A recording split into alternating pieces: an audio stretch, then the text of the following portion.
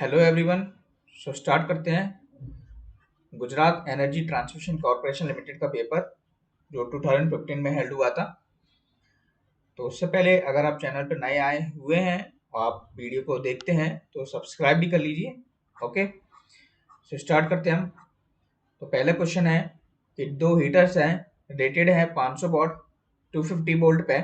Each are connected in series across are 250 volt 50 hertz means the total power drawn from the supply would be। ऐसा question हम कई पेपरों में देख चुके हैं, खास करके एसएससी के। ठीक है, तो आप जानते हैं दो सीरीज में अगर टू टेक पेन।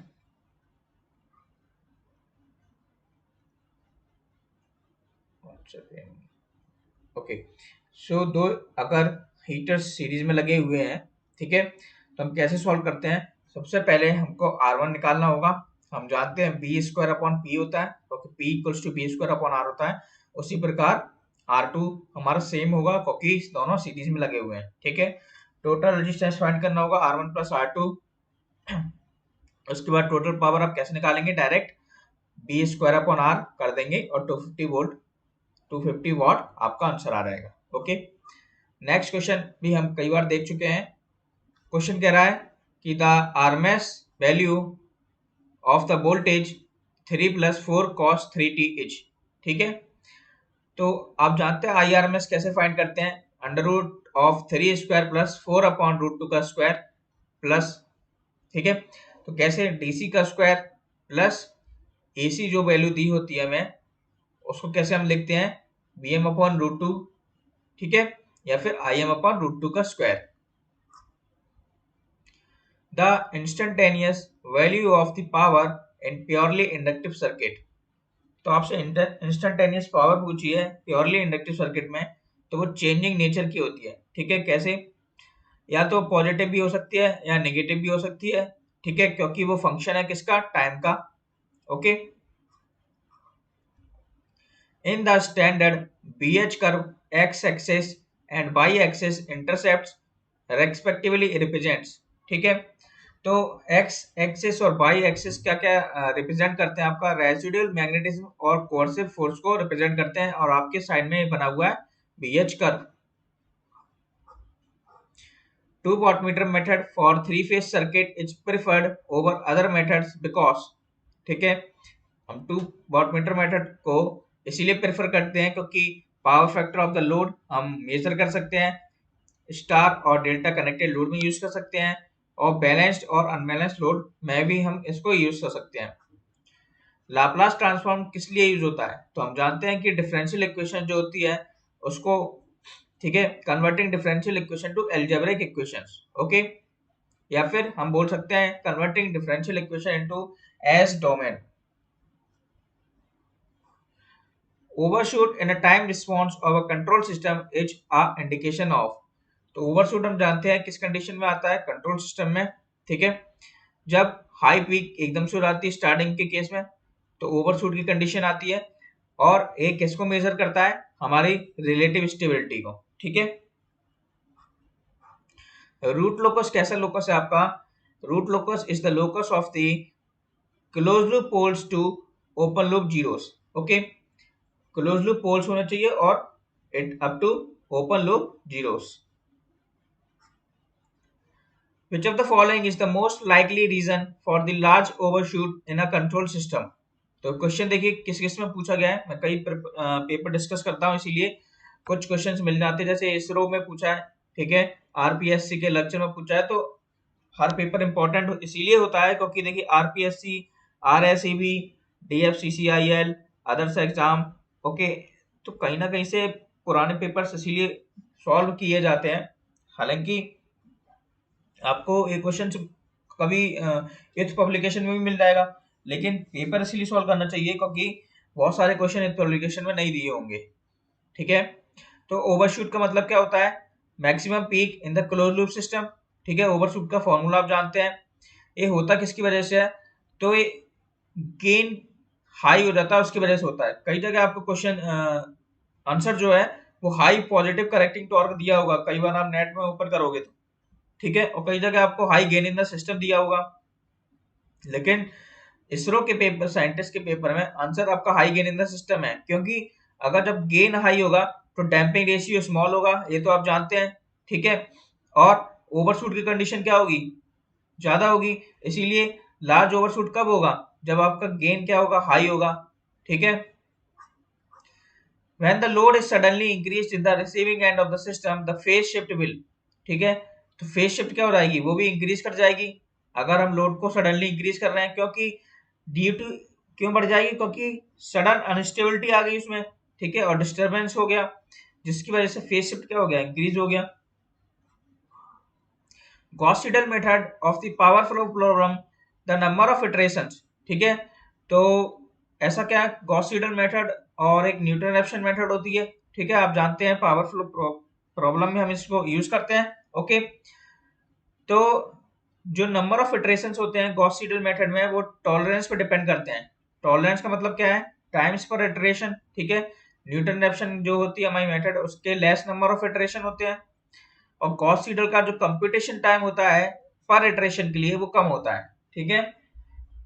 इटरेशन ज्यादा होते हैं लेकिन कंप्यूटेशन टाइम यानी कि सॉल्व करने का जो टाइम होता है वो कम होता है, okay. In load flow analysis the load at the bus is represented as, ठीक है। तो आंसर नन ऑफ दिस है, क्योंकि जो लोड फ्लो एनालिसिस में लोड होती है वो कांस्टेंट रियल और रिएक्टिव पावर को शो करती है। The constraints that are to be made with while solving unit commutation problem, unit commitment problem, okay। तो यूनिट कमिटमेंट जो प्रॉब्लम होती है इसको आप सर्च करेंगे तो ये आपके इलेक्ट्रिकल पावर प्रोडक्शन में यूज होती है। ये क्वेश्चन जो है अलग है थोड़ा, ठीक है, आपने नहीं पढ़ा होगा। तो मैंने देखा कि यूनिट कमिटमेंट प्रॉब्लम होती है आपके जब इलेक्ट्रिकल पावर प्रोडक्शन जब आप करते हैं जनरेशन की तरफ, ठीक है, उस समय होती है। तो एक प्रॉब्लम आती है आपके स्पिनिंग रिजर्व में, मिनिमम अप टाइम में, मिनिमम डाउन टाइम, यानी कि सारे ऑप्शन इधर क्या है, सही है। 100% स्ट्रिंग एफिशिएंसी का क्या मतलब है, ठीक है। तो 100% एफिशिएंसी का मतलब है कि equal potential across each disc. कैसे, स्ट्रिंग एफिशिएंसी का फॉर्मूला क्या होता है, voltage, total voltage upon number of disc into nearest voltage across conductor. तो कुछ ऐसा होता है ना। तो जब आप वोल्टेज सेम हो जाएंगे दोनों, यानी कि इक्वल पोटेंशियल हो जाएंगे हर डिस्क के अक्रॉस, तो हमारा स्ट्रिंग एफिशिएंसी क्या हो जाएगा, 1/1, यानी कि 100%। Critical clearing time of a fault in a power system is related to, तो आपने पढ़ा होगा पावर सिस्टम में क्रिटिकल क्लियरिंग टाइम आता है आपका ट्रांजिएंट स्टेबिलिटी लिमिट, ठीक है।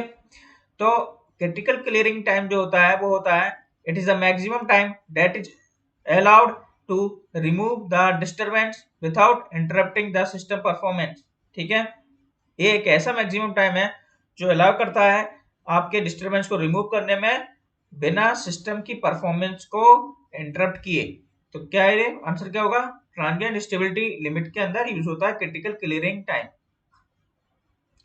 Fast excitation system of the generator will, fast excitation system जो होता है जनरेटर का, it improve the dynamic stability. The Z matrix of two port network is given by इतना, the element by two two आपसे पूछा गया है। तो देखिए कैसे निकालेंगे आप, जेड मैट्रिक्स आप जानते हैं हम इस प्रकार लिखते हैं, ठीक है। और हम जानते हैं कि बाय क्या होता है आपका, जेड इनवर्स होता है। जेड इनवर्स कैसे निकालेंगे आप, 1/AD minus BC, D minus B minus C minus A क्या है इनवर्स निकालने का तरीका है, ठीक है। तो बाई कैसे निकालेंगे, 0.6 यानी कि D, minus 0.2 minus B, minus 0.2 minus C, और ए क्या है 0.9 हो गया, और upon 1/AD minus BC 0.54 minus 0.4। तो इसको जब आप बाई टू टू को सॉल्व करेंगे तो बाई टू टू आपका क्या है 0.9, और बाई बाई क्या निकल के आएगा आपका, टोटल क्या निकल के आएगा, सॉरी टोटल नहीं, 0.54 माइनस 0.4 क्या होगा आपका 0.5, तो 0.9 अपॉन 0.5 होगा आपका 1.8। The Bybus matrix is a sparse matrix because, okay, sparse matrix का मतलब आप समझिए, नंबर ऑफ एलिमेंट्स अगर मोस्टली नहीं है प्रेजेंट और जीरो है तो वो स्पार्स मैट्रिक्स होती है। जैसे मैट्रिक्स में आपको बहुत सारे टर्म्स जीरो दिख रहे हैं, स्पार्स मैट्रिक्स क्या करती है, आपका जो पावर सिस्टम है एनालिसिस को बहुत सिंपल बना देती है, एग्जीक्यूशन बहुत सिंपल कर देती है, जिसमें जो लाइंस कनेक्टेड है to the less number of buses, ठीक है, बसेस की संख्या क्या हो जाती है, डिक्रीज हो जाती है। पावर सिस्टम नेटवर्क में एट विच बस the shunt is connected that can be known from, ठीक है, तो शंट कैसे कनेक्टेड होता है, by bus of the system, आप देख सकते हैं ये आपका क्या है, शंट कनेक्टेड है। Steady state stability of the power system is improved by, ठीक है, आप डबल सर्किट लाइन का यूज कर सकते हैं सिंगल सर्किट लाइन के इंस्टीड ऑफ, ठीक है, कैसे, बिकॉज आप जानते हैं कि पावर जो होता है हमारा वो इनवर्सली प्रोपोर्शनल होता है रिएक्टेंस के, ठीक है, बी स्क्वायर अपॉन एक्स। तो जब आप डबल सर्किट लाइन यूज करेंगे, ठीक है, तो आपका जो रिएक्टेंस है वो आधा हो जाएगा, और रिएक्टेंस आधा हो जाएगा तो पावर क्या हो जाएगी आपकी, इंक्रीज हो जाएगी। थर्मल पावर प्लांट में heat from the flue gases is recovered in the, answer आपका क्या होगा, इकोनोमाइजर। आपसे पूछा गया जीरो सीक्वेंस करंट, तो जीरो सीक्वेंस करंट का फॉर्मूला होता है 1/3 IR plus IV plus IC, सारी वैल्यूज पुट करना है, आंसर आ जाएगा। Surge impedance loading of the line will be, surge impedance loading जो होती है आपकी, अगर लेंथ को डबल कर दिया जाए तो सेम ही रहेगी, क्योंकि surge impedance loading not depend on the length. In case of the balanced three phase sinusoidal AC supply, because of the phase difference, ठीक है, न्यूट्रल वायर रिक्वायर्ड नहीं होगा, बिल्कुल सही बात है, ठीक है, बैलेंस कंडीशन में RMF जो रोटेटिंग मैग्नेटिक फील्ड है वो प्रोड्यूस होगी, बिल्कुल सही, मशीन में न्यूट्रल करंट हाई होगा अगर लोड बैलेंस नहीं होगा, बिल्कुल सही, बैलेंस की कंडीशन में न्यूट्रल वायर नहीं होगा, और अनबैलेंस की कंडीशन में न्यूट्रल करंट हाई हो जाएगा, तो सारे ऑप्शन क्या है इधर, सही है। For the formation of the BIBUS matrix using node voltage analysis in power system network modeling, KCL is used। आप जानते हैं नोड वोल्टेज एनालिसिस करते हैं तो आप जानते हैं आप फाइंड क्या करते हैं, करंट ही तो फाइंड करते हैं, इसीलिए KCL। I इक्वल्स टू, मैं बता देता हूं, जैसे दो नोड है B1 minus B2 upon R, तो ये क्या है आपका, करंट ही तो फाइंड हुआ, और KCL से क्या करते हैं आप, करंट फाइंड करते हैं। The rating of a given on the nameplate of a transformer indicates the, तो जो रेटिंग है ट्रांसफॉर्मर में वो क्या होता है, उसमें क्या इंडिकेट करता है, टोटल पावर को, है ना, टोटल पावर, आप टोटल पावर और क्या होती है आपकी, एपरेंट पावर, है ना, एपरेंट पावर को ही आप टोटल पावर कहते हैं, ये बताने की जरूरत नहीं है। फेज डिफरेंस 120 डिग्री होता है AC वोल्टेजेस में। Next, power factor correcting element is generally connected in parallel to the load, बिल्कुल सही बात है, जो पावर फैक्टर करेक्टिंग एलिमेंट होता है वो लोड के पैरेलल में कनेक्ट होता है, आप देख सकते हैं इधर। पर यूनिट इंपीडेंस ऑफ इतना 33 kV generator is 1, the ohmic value of its impedance is, ohmic value आप कैसे निकालते हैं, केवी का स्क्वायर अपॉन MVA बेस, तो 33 square upon 1089। Select the wrong statement from the following in relation to power flow analysis। तो wrong statement क्या है इसमें, बाई बस इज रिक्वायर्ड, बिल्कुल सही बात है, अप्रोक्सीमेशन यूज करते हैं FTLF मेथड में, सही है। Number of iteration in NR method कम होने चाहिए। जैकोबियन इज ऑलवेज रिक्वायर्ड, ऐसा नहीं है, ठीक है, जैकोबियन को हम हमेशा यूज नहीं करते। To find the most accurate values of resistance and inductance of the transmission line, तो ट्रांसमिशन लाइन में हम क्या करते हैं, डिस्ट्रीब्यूटेड पैरामीटर्स कॉन्फ़िगरेशन का यूज करते हैं, बिल्कुल, आप जब short transmission line, medium transmission line में पढ़ते होंगे ना वाले चैप्टर, तो उसमें देखते होंगे आप डिस्ट्रीब्यूटेड का टर्म आता है, या फिर मैं नेटवर्क एनालिसिस में जाता हूँ तो वहां पे पहले चैप्टर में पढ़ते होंगे लम्प्ड एंड डिस्ट्रीब्यूशन नेटवर्क। तो लम्प्ड नेटवर्क कहाँ यूज होता है, हमारे नेटवर्क में, और डिस्ट्रीब्यूटेड यूज होता है हमारे ट्रांसमिशन लाइन में। Penalty factor in a power system economical operation is a measure of, तो पेनल्टी फैक्टर के द्वारा हम लाइन लॉसेस का मेजरमेंट करते हैं, कैसे, पावर पेनल्टी फैक्टर का फॉर्मूला होता है 1/1 minus del PL upon del PGI। तो जो ये जो डेल PL है, जो PL है आपका ट्रांसमिशन लॉसेस को शो करता है, ठीक है, तो answer is the line losses. जितनी ज्यादा पावर ट्रांसमिट होगी उतना ही ज्यादा लॉसेस होगा। Normally the angle of transmission line is kept because of reasons. ठीक है, तो नॉर्मली जो ट्रांसमिशन लाइन का जो एंगल होता है, आप देखेंगे एक क्वेश्चन थोड़ा आपका लिया गया है टेक्निकली से, ओके, कि कितना होना चाहिए, तो 45 डिग्री, क्योंकि ट्रांजिएंट स्टेबिलिटी रीजन या मेथड की वजह से हम 45 डिग्री उसको कैप्ट रखते हैं, मतलब रखते हैं, okay. Which of the following is the wrong statement in terms of slack bus. तो स्लैक बस जो होती है, it has the finite reactive power generation capability, okay. Differential equation is required to be solved in stability studies. ये सभी लोग जानते हैं, हम डिफरेंशियल इक्वेशन का यूज हम स्टेबिलिटी स्टडीज के लिए यूज करते हैं। Which power plant may take several days to start up and shut down? इसीलिए हम यूज कम करते हैं बेस लोड पावर प्लांट का, क्योंकि बहुत समय लेता है चालू होने में और बंद होने में। Fuel cell of power generation have drawback of, तो जो फ्यूल सेल है आपका, it has very high development cost in comparison to steam plant. The annual fixed cost of nuclear plant is quite high. इसीलिए जो nuclear power plant होते हैं वो कम है इंडिया में in comparison to steam power plant से, क्योंकि उनका कॉस्ट क्या होता है, बहुत हाई होता है। The area under the load duration curve, load duration curve आप जानते हैं, daily load, yearly load, weekly load हम निकालते हैं। तो वो क्यों निकालते हैं, क्योंकि it represents the energy generated in the period that considered. Which of the following is a reason to decouple AVR and LFC loops where there is a shortage of reactive power? Okay, एक question आप पढ़ेंगे generation वगैरह में, ठीक है, तो it change in voltage magnitude marginally affects real power.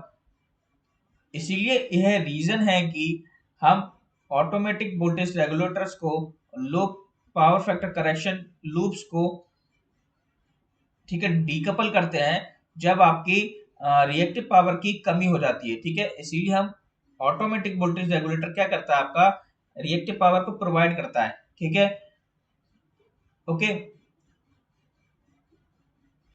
तो उस कंडीशन में क्या होता है कि जब हम डीकपल कर देते हैं तो उस कंडीशन में हमारे जो रियल पावर होता है उस पर बहुत इफेक्ट पड़ता है। ठीक है, मार्जिनली मतलब इफेक्ट पड़ेगा हमारे रियल पावर पे, जब, क्योंकि इस ऑटोमेटिक वोल्टेज रेगुलेटर को डीकपल करने पे वोल्टेज मैग्नीट्यूड में क्या हो जाएगा, चेंज हो जाएगा। फॉर अ गिवन ट्रांसफॉर्मर, ये आप जानते हैं टर्न्स रेशियो क्या होना चाहिए, सेम होना चाहिए। No load efficiency of transformer is lesser than the full load efficiency. इसीलिए कोई भी मेजरमेंट हम करते हैं मशीन का तो वो फुल लोड पे करते हैं, मतलब फुल लोड पे चलाते हैं। मेजरमेंट आप दोनों पे करोगे, नो लोड और फुल लोड दोनों पे। Speed of induction motor at rated torque is greater than at maximum torque. Okay, तो आपका स्पीड क्या होगी इंडक्शन मोटर की रेटेड टॉर्क पे, मैक्सिमम होगी at the maximum torque. The mechanical angle is lesser और equal to the electrical angle. Formula आप जानते होंगे, theta electrical P/2 of theta M, या फिर हम बोले मैकेनिकल आपसे पूछा है तो theta M equals to 2/p theta electrical. देख सकते हैं आप, पी की कितनी भी वैल्यू रख दीजिए, 2 में रखूंगा तो बराबर आएगा और मैं ज्यादा रखूंगा तो कम आएगा। तो मैकेनिकल वैल्यू क्या होती है, कम होती है इलेक्ट्रिकल से। मैक्सिमम टॉर्क की कंडीशन में स्लिप क्या होता है, R2/X2। Calculate the torque developed by the three-phase 5 HP 4-pole induction motor runs at 1500 RPM। तो इस क्वेश्चन को आप कैसे सॉल्व करेंगे, आप जानते हैं कि NS क्या होता है आपका 120F/P। ठीक है, अब 120F कितना है आपका, ठीक है,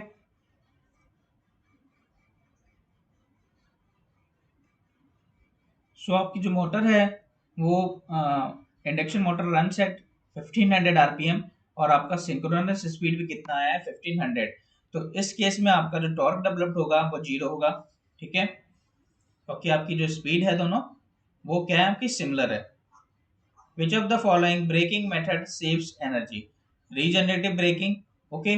रीजनरेटिव ब्रेकिंग एक ऐसी मेथड है ब्रेकिंग की जिसमें आपकी एनर्जी सेव हो जाती है, क्योंकि the motor works as a generator, okay.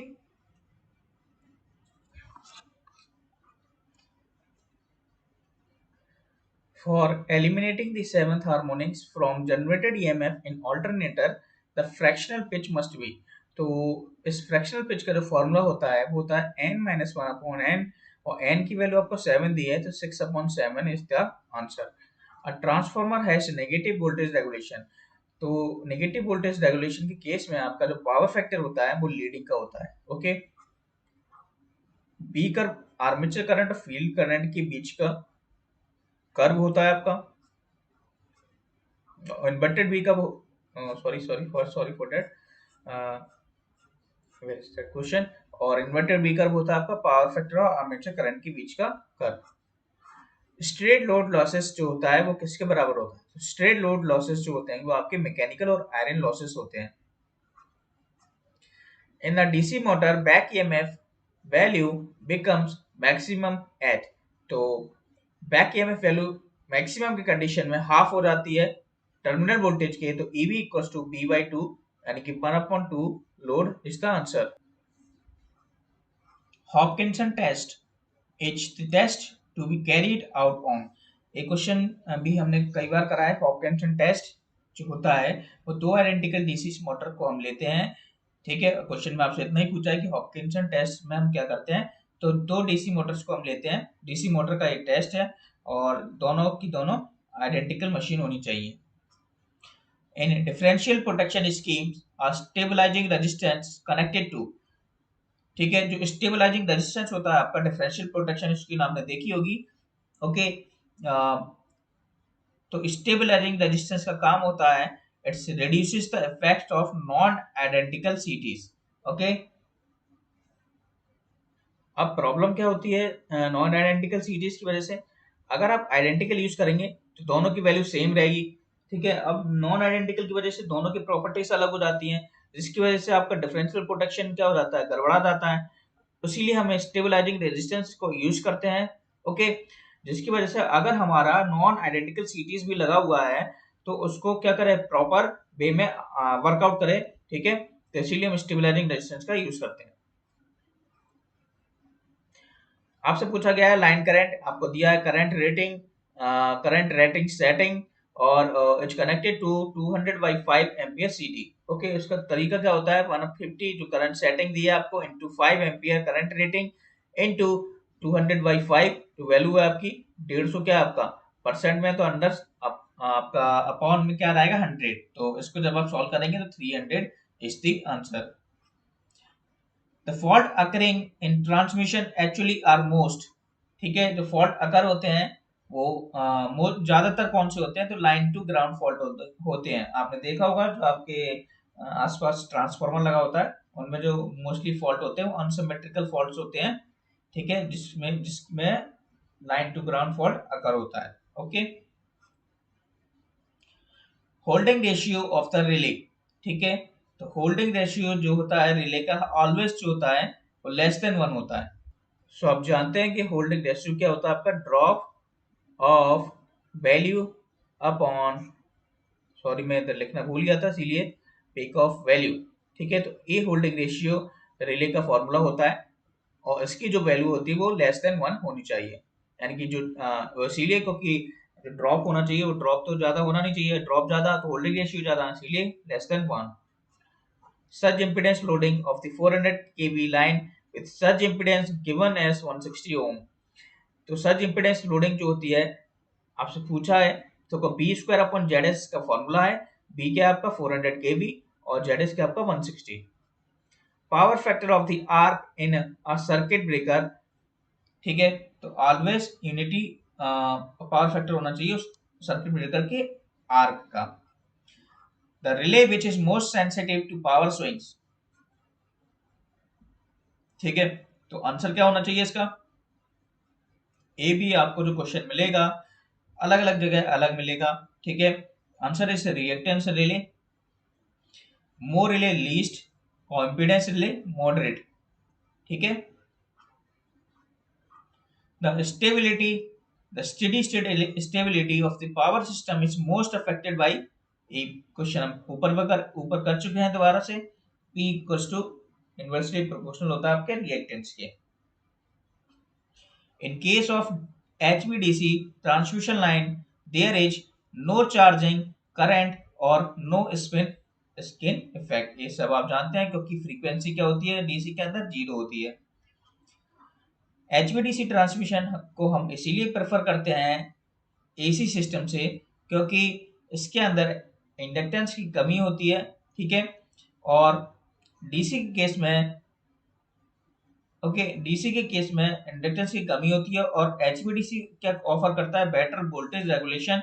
इसीलिए due to the lack of inductance system stability can be improved. इसीलिए एचवीडीसी सिस्टम को हम प्रेफर करते हैं.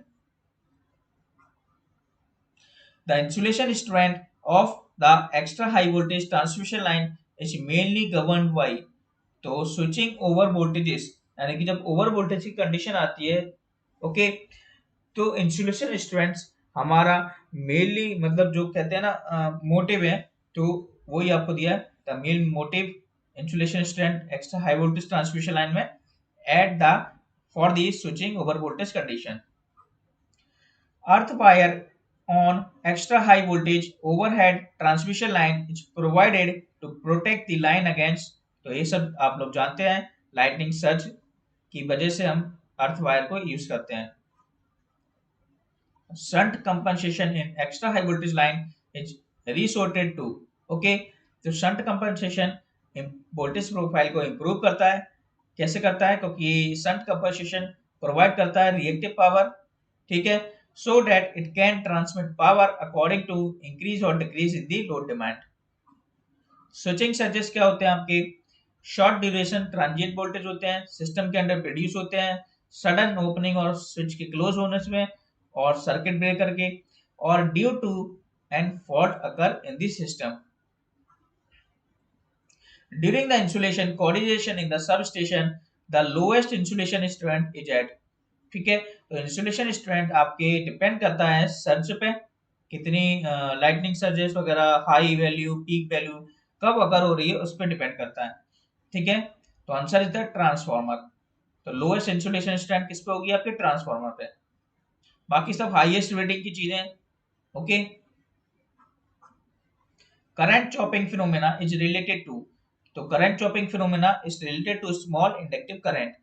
करंट चॉपिंग फिनोमेना आप जानते हैं एक ऐसा फिनोमेना है जिसमें करंट को फोर्सिबली इंटरप्ट किया जाता है to become the natural current to be zero. Breaking capacity of the circuit breaker is usually expressed in terms of MBA. Merz Price protection को हम यूज करते हैं ऑल्टरनेटर्स के लिए. In substation for making and breaking of load current load interrupter switches को हम use करते हैं. जैसे आपका आइसोलेटर्स होता है वैसे ही होता है. ठीक है. और इसको हम लोड ब्रेक स्विच भी कहते हैं. मेकिंग ऑफ ब्रेकिंग यानी कि हटाना और जोड़ने का. ठीक है. तो हटाना और जोड़ने के लिए हम किसको यूज करते हैं लोड इंटरप्टर स्विच को. Which of the following is not the function of substation batteries? तो बैटरी सबस्टेशन में क्यों यूज कर सकते हैं क्योंकि operating automation control circuits emergency lighting circuits के लिए रिले सिस्टम के प्रोटेक्शन के लिए एक्साइटेड सिस्टम के लिए हम इसको यूज नहीं करते. बैटरी का कोई काम नहीं है एक्साइटेशन सिस्टम में. शंट कैपेसिटर्स इन अ सबस्टेशन. तो शंट कैपेसिटर का काम क्या होता है पावर फैक्टर को इंप्रूव करना वोल्टेज स्टेबिलिटी को इंप्रूव करना और लैगिंग बार को डिलीवर करना. Okay, in a given current transformer, a permissible current ratio error rated primarily current is 5%. The CT is suitable for measuring purpose. ये सब लोग जानते हैं. Which of the following is not true about fuel cells? Next question is that which of the following is not true about the fuel cells? तो आप जानते हैं कि फ्यूल सेल्स में भी जो इलेक्ट्रोड होते हैं वो दो ही यूज होते हैं ना कि दो से अधिक यूज होते हैं. ओके. तो need more than two electrode है क्या है रॉन्ग इन्फॉर्मेशन है. Which of the following cable is extensively used for the high voltage और low tension work, high tension और लो टेंशन वर्क। तो XLPE केबल को हम यूज करते हैं और इसका फुल फॉर्म होता है क्रॉस लिंक्ड पॉलीइथिलीन केबल। इसकी प्रॉपर्टीज आप पढ़ सकते हैं, इसका टेम्परेचर आप देख सकते हैं, ठीक है। For selecting low voltage cable which of the following factors is not important. तो शॉर्ट सर्किट करंट रेटिंग जो फैक्टर है आपका लो वोल्टेज केबल के लिए इंपॉर्टेंट फैक्टर नहीं है। ओके, वोल्टेज ग्रेड है क्योंकि वोल्टेज की बात हो रही है। करंट कैरिंग कैपेसिटी बिल्कुल है, ठीक है। Voltage drop main main point है, ठीक है। तो और लेकिन शॉर्ट सर्किट करंट रेटिंग को देख के हम कोई भी केबल की ग्रेडिंग को यूज नहीं करते। क्लास बी का टेम्परेचर आपसे पूछा गया है तो 130 डिग्री सेल्सियस होता है। Class by A, E, B, F, H, C, ये सारे टेम्परेचर आपको याद होने चाहिए। For a given kVAR and line voltage, the ratio of star to delta value of capacitor is, ठीक है। तो कैपेसिटर के केस में जो होता है स्टार होता है वो 3 डेल्टा होता है और रजिस्टर के केस में स्टार होता है डेल्टा अपॉन 3। तो आपका स्टार टू डेल्टा पूछा है तो 3 is the answer in the case of the capacitor और रेजिस्टेंस होता था डेल्टा अपॉन 3। अब आपका क्वेश्चन है खत्म होते हैं, ठीक है। अब हम अगली वीडियो में गुजरात का ही पेपर करेंगे। ये जो है एक गुजरात का ही पेपर है, पहला क्वेश्चन आप देख रहे हैं। और कौन सा पेपर है आपका, ये BSJE इलेक्ट्रिकल, ठीक है। तो गुजरात का ये GSCECL आपका पेपर है। ओके, सो नेक्स्ट वीडियो में मिलते हैं हम।